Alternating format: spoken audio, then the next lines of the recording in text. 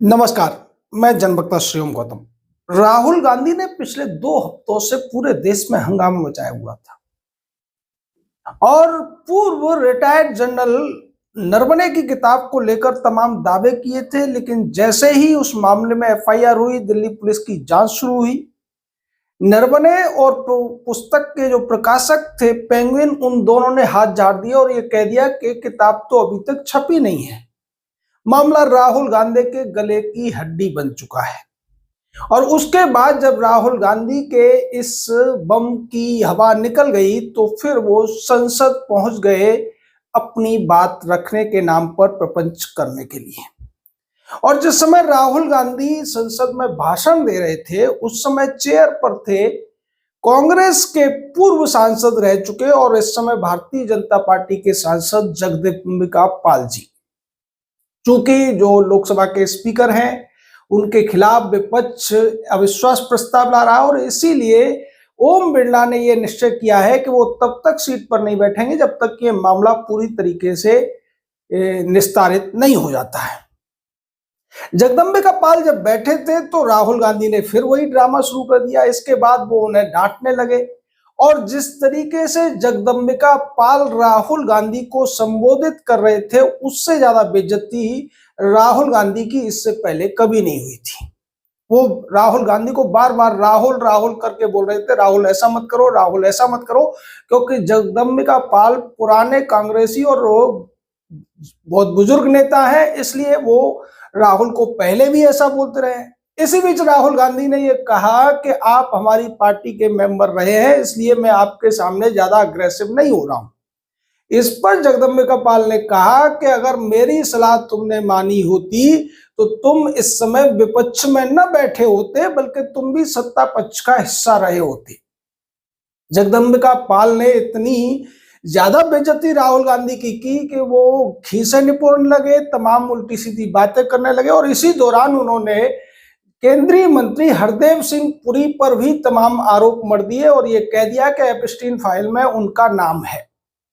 जिसके बाद हरदीप सिंह पुरी ने प्रेस कॉन्फ्रेंस की। उससे पहले किरण रिजिजू ने भी सुबह से लेकर शाम तक राहुल गांधी की कई बार जो ड्रामाबाजी थी उसकी हवा निकाली थी। राहुल गांधी ने उससे पहले एक दावा किया था कि लोकसभा स्पीकर ने उन्हें यह छूट दी है कि अगर वो संसद चलने देंगे तो उन्हें बोलने दिया जाएगा। इसकी हवा भी किरण रिजिजू ने निकाली और उन्होंने कहा कि स्पीकर ने ऐसा कोई वायदा नहीं किया था। उन्होंने ये कहा था कि आप नोटिस दोगे तो हम उस पर विचार करके आपको बात रखने देंगे। आपने नोटिस नहीं दिया है, इसलिए आप ऐसे बात नहीं रख सकते। अब जब हरदीप सिंह पुरी प्रेस कॉन्फ्रेंस करने के लिए आए तो उन्होंने राहुल गांधी की एक एक पुरानी जो उनके कारनामे हैं उन पर खूब करारा हमला किया और उन सारी बातों का जवाब दिया। उन्होंने विस्तार से बताया कि 3 या 4 मेल हैं जिनमें एप्स्टीन का जिक्र है या मेरा जिक्र है और मैं चूंकि यूएस में 8 साल रह चुका हूं, वहां पे मैं राजदूत रहा हूं, यूएन में काम कर चुका हूं और यूएन में काम करने के बाद जब मैं वहां पर एक दूसरी यूएन की ही संस्था में काम कर रहा था जिसके अध्यक्ष ऑस्ट्रेलिया के प्रधानमंत्री जो इस समय जो पूर्व प्रधानमंत्री थे वो रहे थे, कई उसमें तमाम नेता थे अन्य देशों के, जिनमें से ज्यादातर या तो अब तक राष्ट्राध्यक्ष बन चुके हैं या मंत्री हैं, बड़े पदों पर हैं। बोले उस समय मैंने लिंक्डइन के जो सीईओ थे उनको एक मेल लिखी थी, उसमें भी एप्स्टीन का जिक्र आ गया था और एक एप्स्टीन के दोस्त के थ्रू मेरे पास मेल आया था जिसका मैंने जवाब दिया था और वहां पर मेरा नाम है। मैंने एप्स्टीन से संबंधित कोई भी ऐसा काम नहीं किया जिसके लिए मुझे माफी मांगनी पड़े। उन्होंने वो सारी मेल भी मीडिया के सामने रख दी और ये बता दिया कि एप्स्टीन के जो जिस मेल का जिक्र राहुल गांधी ने किया है उसी के जवाब में उसके दोस्त ने जो मेल लिखी है उसको राहुल को पढ़ लेना चाहिए था। यहां हरदीप सिंह पुरी ने राहुल गांधी के लिए एक शब्द इस्तेमाल किया, बिफ्यूनरी टैक्टिक्स, यानी कि मूर्खतापूर्ण कार्य विधियां। अब आप सोचिए कि मूर्खतापूर्ण रणनीति या मूर्खतापूर्ण कार्य विधियां किस चीज को कहा जाता है। उन्होंने बार बार तमाम तरीके से राहुल गांधी की जो एक ड्रामा है या फिर उनके चमचों ने जो हवा बना दिया उसकी हवा निकाली। उन्होंने साफ कहा कि एप्स्टीन का जो दोस्त है मेरे बारे में लिखता है कि भारतीय और सांप के बारे में एक कहावत है कि भारतीय और सांप कहीं भी मिल जाए तो उसको मार देना चाहिए। अब आप बताइए कि जो व्यक्ति हरदेव सिंह पुरी के बारे में ऐसा लिख रहा है उसका हरदेव सिंह पुरी से क्या संबंध है? और ये सब तब हुआ जब हरदेव सिंह पुरी भारतीय जनता पार्टी के मेंबर भी नहीं थे, वो एक अलग संस्था में काम करते थे। वो यूएस में रहे हैं, 8 साल यूएस में जो व्यक्ति रहा हो, बड़े पदों पर रहा हो, एप्स्टीन वहां पर बड़े पॉलिटिकल पार्टियों के साथ जुड़ा रहा था, तो एक आध बार उससे मुलाकात होना, ईमेल होना, कोई ऐसी बात नहीं है जिसमें कि बहुत ज्यादा कोई बड़ा अपराध हो गया हो। और वहां भी जिन 4-5 मेल उन्होंने कहा कि मैं इसका जवाब राहुल गांधी को पहले भी दे चुका हूं।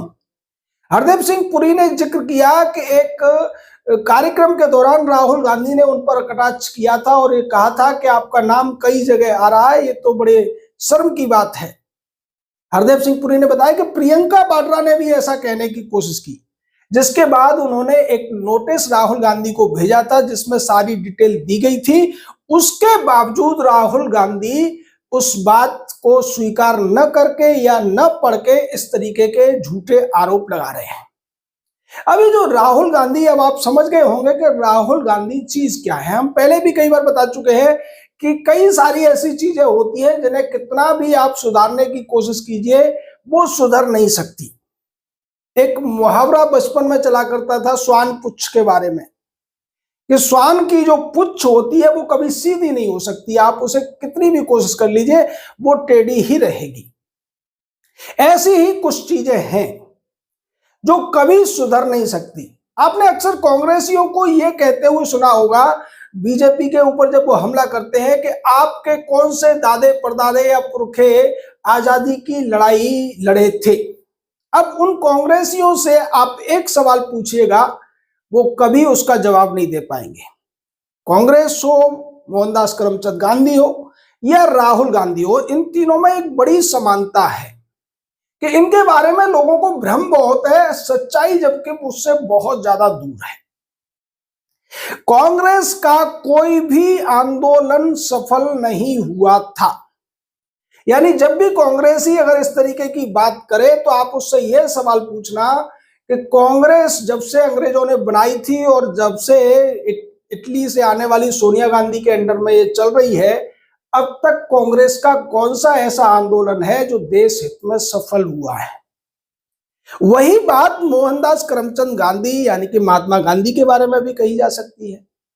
उनके द्वारा चलाया हुआ कोई भी आंदोलन सफल नहीं हुआ था, ये एक हिस्टोरिकल फैक्ट है। लेकिन लोग कहते हैं कि आजादी गांधी जी ने दिलाई है। अगर आजादी गांधी जी के चरखे से और उनकी अहिंसा से आई है तो फिर जिन 8 लाख लोगों ने इस देश की आजादी के लिए अपनी जान का बलिदान दिया, वो लोग कौन थे? उनका जिक्र कभी नहीं होता है। फिर लोगों ने गाने बना दिया, दे दी हमें आजादी बिना खड़क बिना ढाल, जबकि इस आजादी के लिए 8 लाख से ज्यादा लोगों को अपनी जान देनी पड़ी थी। उसी तरीके से राहुल गांधी को एक अधेड़ युवा नेता के तौर पर पेश किया जाता है, लेकिन ये जो अधेड़ युवा है ये आज तक कोई भी अपना कार्यक्रम 2-4 महीने से ज्यादा नहीं चला पाया, क्योंकि ये जो कार्यक्रम इनके चलते हैं वो झूठ की बुनियाद पर होते हैं और कभी कभी तो 4-5 दिन में ही इनके झूठ की हवा निकल जाती है। राहुल गांधी ने जब से कांग्रेस की सरकार गई है तब से यह राजनीति शुरू की है, आक्रामक वाली, तथाकथित आक्रामक हमले करने वाली ये राजनीति वो पूरी तरीके से फ्लॉप साबित हुई है पिछले 10-12 सालों में। राहुल गांधी के पास एक बड़ा मौका था, वो भारत के प्रधानमंत्री बन सकते थे। मनमोहन सिंह के आखिरी कार्यकाल के जो 2 साल थे जब प्रणब मुखर्जी को राष्ट्रपति बना दिया गया था, तो ये सब राहुल गांधी का रास्ता साफ करने के लिए किया गया था। कांग्रेस यानी सोनिया गांधी ये चाहती थी कि राहुल गांधी को आखिरी 2 साल के लिए भारत का प्रधानमंत्री बना दिया जाए। लेकिन चमचों के ऊपर जो व्यक्ति डिपेंड रहता है वो कभी भी अपना लक्ष्य नहीं हासिल कर सकता। राहुल गांधी के जो चमचे थे उन्होंने कहा कि आप 2 साल के लिए प्रधानमंत्री या 1 साल के लिए प्रधानमंत्री बनने की बजाय अगली बार जब कांग्रेस जीत के आएगी तो 5 साल के लिए प्रधानमंत्री बन सकते हैं। और इस तरीके की सलाह देकर राहुल गांधी को प्रधानमंत्री नहीं बनने दिया गया। तब से लेकर अब तक राहुल गांधी प्रधानमंत्री बनने के लिए छटपटा रहे हैं और चमचे अब उन्हें यह कहने लगे हैं कि आप प्रधानमंत्री न सही शैडो प्रधानमंत्री तो बन ही गए हैं। ब्रिटेन से जहां से हमने पार्लियामेंट्री सिस्टम लिया है वहां एक परंपरा चलती है कि जो प्रधानमंत्री होता है उसी तरीके से जो विपक्ष का नेता होता है उसको शैडो प्राइम मिनिस्टर माना जाता है और विपक्ष में शैडो एक कैबिनेट भी होती है। लेकिन भारत में इस कॉन्सेप्ट का कोई वजूद नहीं है। उसके बावजूद कांग्रेस के जो चमचे हैं, राहुल गांधी के जो आसपास रहने वाले लोग हैं, उन्होंने राहुल गांधी के दिमाग में ये बिठा दिया है कि वो भारत के शैडो प्राइम मिनिस्टर हैं। उनकी वैल्यू प्रधानमंत्री से बिल्कुल भी कम नहीं है। और ये बात राहुल गांधी के दिमाग में इतनी ज्यादा घुस गई है कि वो उसी तरीके से बिहेव करते हुए नजर आते हैं। वो लोकसभा में जब चेयर पर बैठा हुआ कोई पदासीन अध्यक्ष ये कहता है कि आप अभी नहीं बोल सकते, आपको परमिशन लेनी पड़ेगी, तो राहुल गांधी कहते हैं कि मैं विपक्ष का नेता हूं यानी शैडो प्राइम मिनिस्टर हूं, मुझे किसी से परमिशन लेने की क्या जरूरत है। राहुल गांधी के खिलाफ जब कोई टिप्पणी सुप्रीम कोर्ट की तरफ से की जाती है तो राहुल की बहन पब्लिक में ये कहती है कि राहुल गांधी विपक्ष के नेता है, उनके बारे में सुप्रीम कोर्ट ऐसा कैसे कह सकता है। प्रियंका वाड्रा कहती है कि राहुल गांधी के जो संवैधानिक अधिकार है वो भारत के अन्य लोगों से ज्यादा हैं, क्योंकि इन लोगों ने संविधान को सही तरीके से समझा ही नहीं है।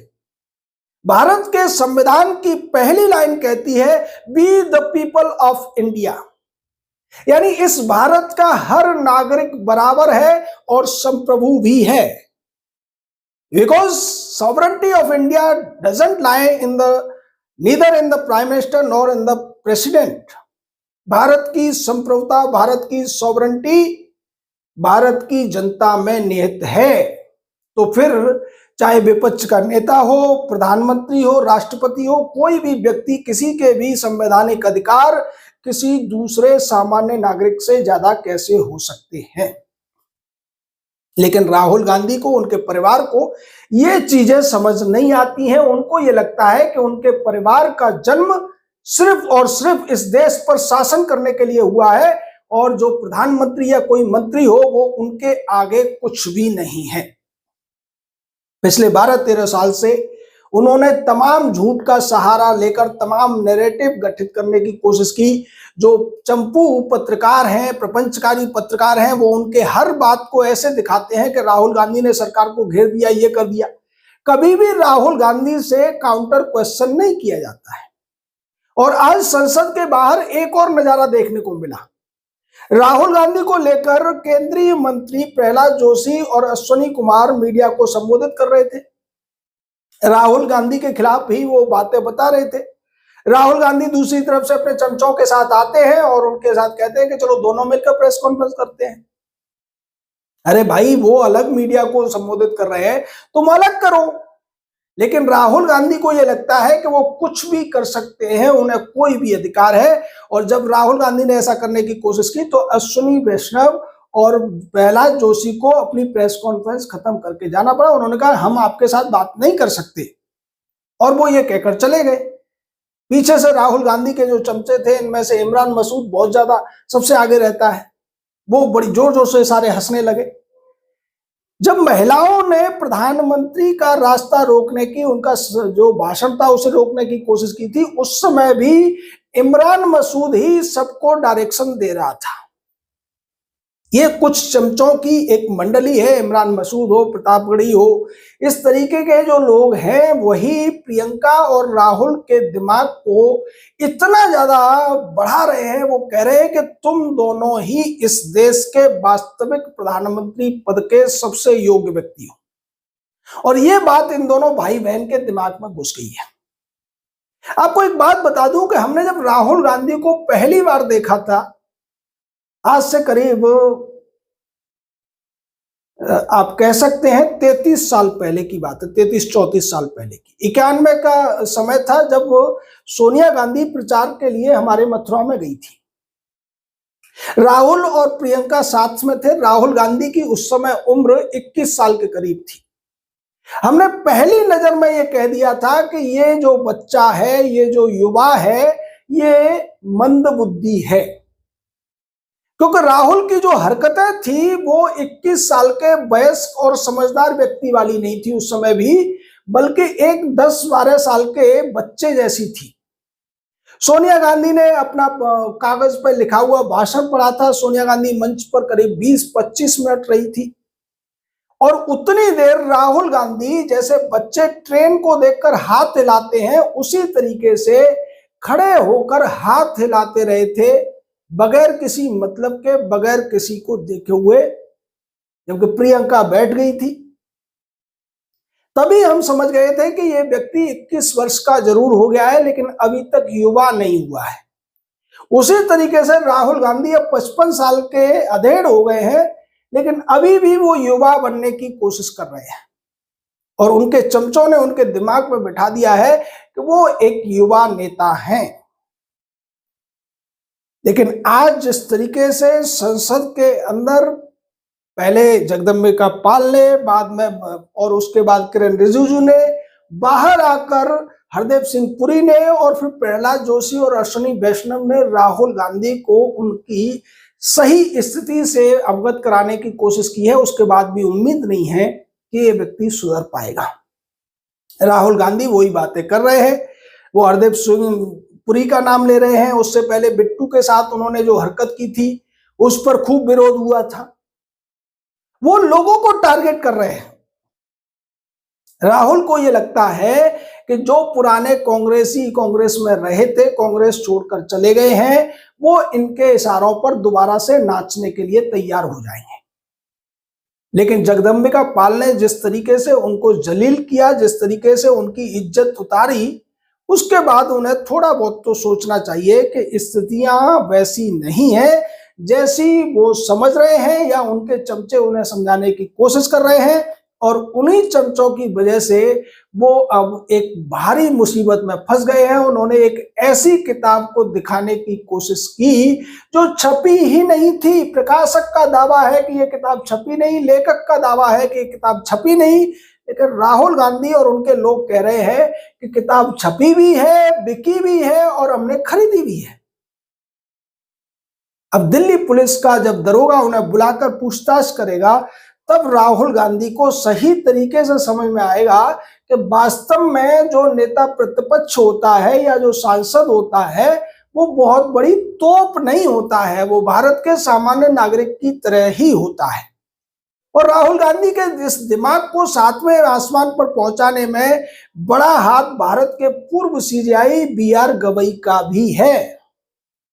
अगर गवई ने राहुल गांधी की 2 साल की जो सजा इन्हें हाईकोर्ट से मिली थी उसको निलंबित नहीं किया होता, तो सोनिया का ये लाल, राजीव का ये बेटा, इंदिरा का ये पोता और जवाहर का ये पड़पोता इस समय न तो सांसद होता और ना ही भारत की लोकसभा में विपक्ष का नेता होता।